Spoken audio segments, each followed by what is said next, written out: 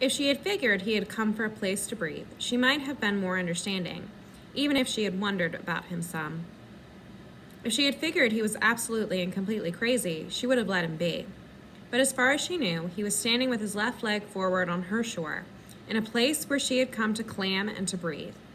It was as if he were telling her to move on. And she had had enough of that.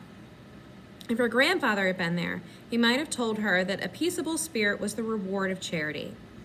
But it was awfully hard to be peaceable and charitable when a whole island was about to be swept out from beneath you.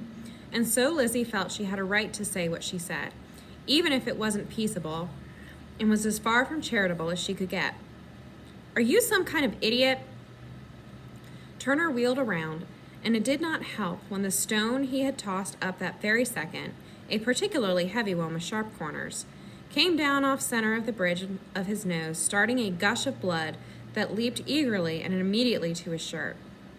Turner figured the pain would come along in just a second or two, but before that started, he realized he would have to explain another bloody shirt to his parents.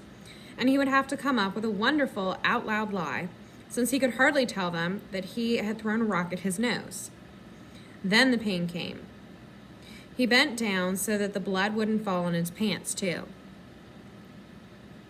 Lizzie thought that maybe he really was an idiot, bending down that way, letting the blood spout out.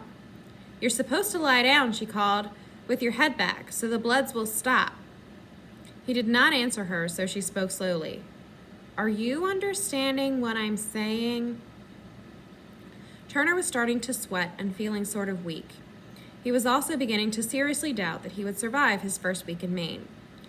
He knelt down on the beach, careful to keep the gushing blood away from his pants, and wondered if it was possible for all the blood in his body to drain out through his nose.